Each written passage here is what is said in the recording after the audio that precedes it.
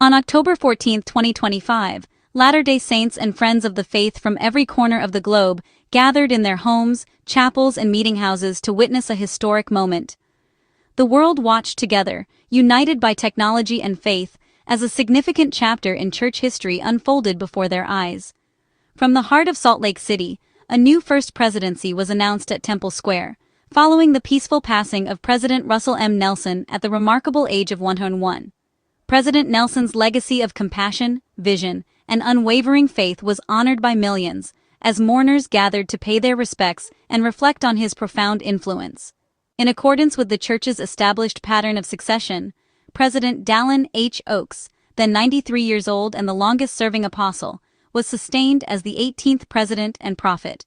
His decades of dedicated service, wisdom, and steady leadership prepared him for this sacred responsibility, and his appointment was met with both reverence and anticipation. In his first heartfelt remarks as president, President Oaks humbly accepted the mantle of leadership. He expressed deep gratitude for the trust placed in him, pledging his heart and soul to serve the worldwide church. He called for unity, understanding, and civility, urging members to come together in a world often marked by division and uncertainty. The live broadcast not only marked a transition in leadership, but also reaffirmed the enduring principle of continuous revelation and inspired guidance, which are central to the Latter-day Saint faith. Members were reminded that the heavens remain open and that God's direction continues through living prophets. For members across continents and cultures, the orderly and peaceful transition was a powerful testament to the Church's divine organization. It was a moment filled with hope, reassurance, and a renewed sense of purpose for the future, as believers looked forward to new guidance and inspiration. The atmosphere in meeting houses and homes was one of quiet reflection and solemn commitment. As members prepared to raise their hands in sustaining vote, they looked to their new prophet for guidance, comfort, and vision in the years ahead, united in faith and purpose. The First Presidency, the highest governing body of the Church, consists of the President and his two counselors. President Oaks called President Henrybeyring, 92, as first counselor, and President dtoddchristofferson, 80, as second counselor, forming a presidency rich in experience and insight. The selection of counselors is a deeply spiritual process, involving fasting and prayer. Together, they deliberate on all matters affecting the Church, from leadership callings to humanitarian efforts, making decisions in unity. President Eyring's continued service provides stability and continuity, while President Christofferson brings a fresh perspective. This blend of experience and new insight ensures balanced leadership for the Church's global ministry. For Latter-day Saints, the formation of this new First Presidency is a sacred event, setting the course for the Church's journey ahead. President Dallin H. Oaks brings a distinguished background shaped by law, academia, and lifelong devotion to his faith. His life is a remarkable tapestry woven from experiences in the courtroom, the classroom, and the chapel.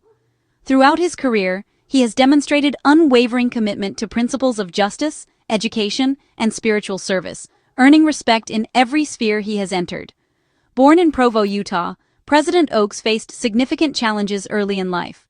Losing his father at age 7, he developed resilience and deep faith that would guide him throughout his journey. Raised by a devoted mother, he learned the value of hard work, perseverance, and trust in God, even in the face of adversity. These formative years in a close-knit Utah community shaped his character and instilled in him a desire to serve others.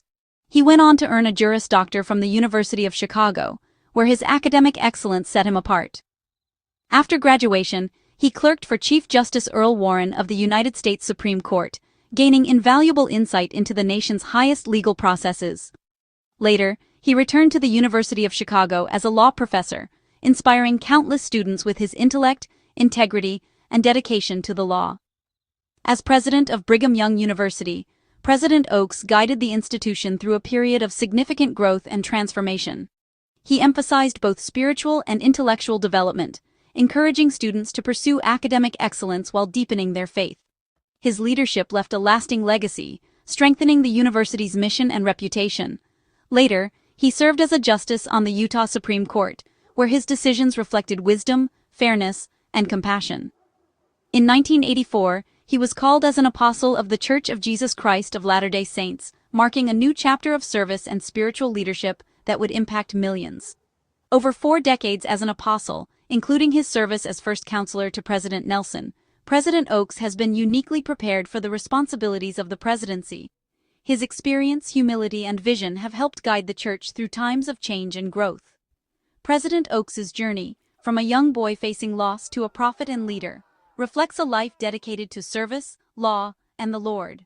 His story is one of faith, perseverance, and a deep commitment to uplifting others, inspiring generations to follow in his footsteps. President Henry Beyring's continued service as first counselor brings vital continuity and wisdom to the First Presidency. At 92, he has served as counselor to 3 consecutive church presidents, making him a familiar and beloved leader. With a background in academia, including degrees from Harvard and leadership at Ricks College, he has shaped church education and inspired countless members. Known for his gentle demeanor and heartfelt sermons, President Beyring connects deeply with members, often sharing personal stories and emphasizing family and revelation.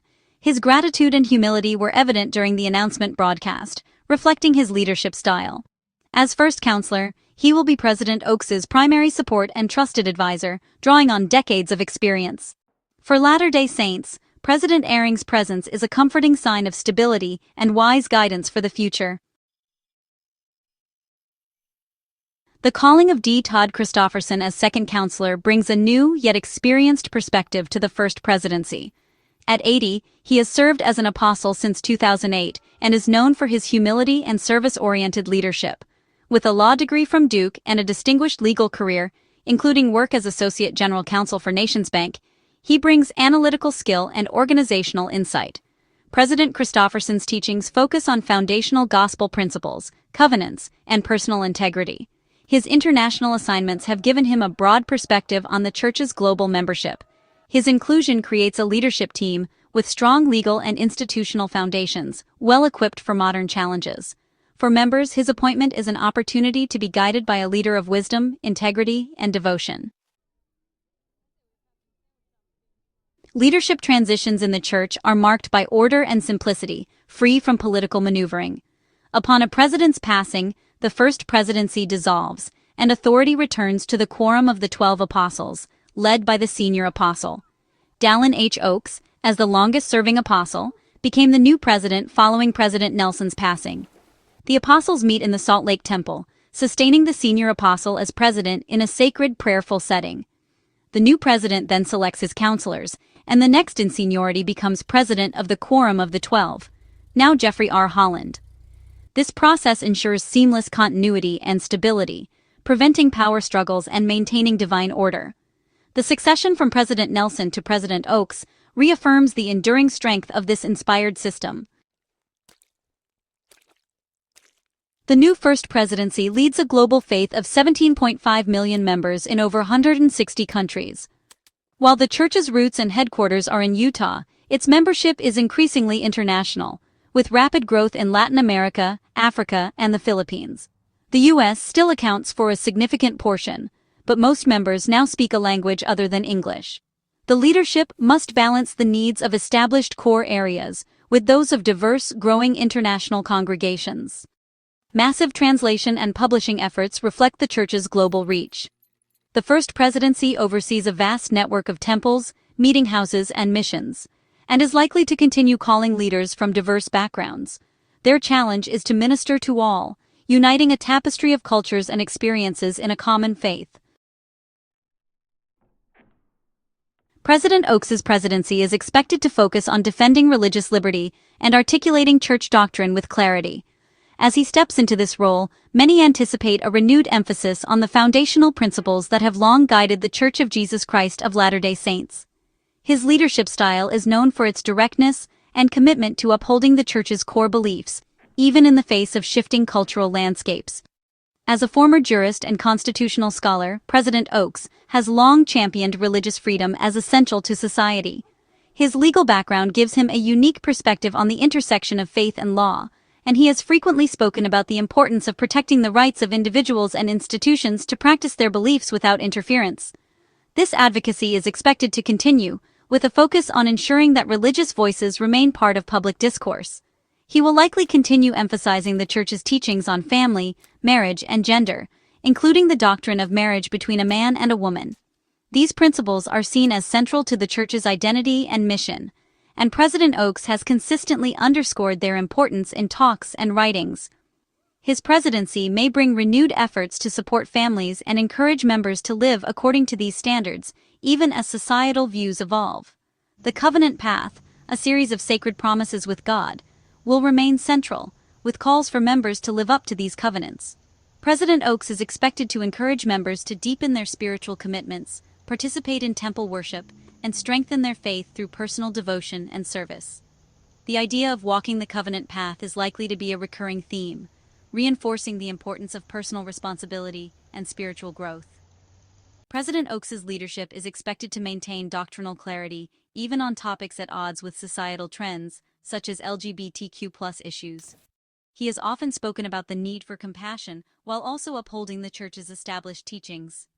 This approach may lead to ongoing discussions within the Church and with the broader public, as leaders seek to balance empathy with adherence to doctrine.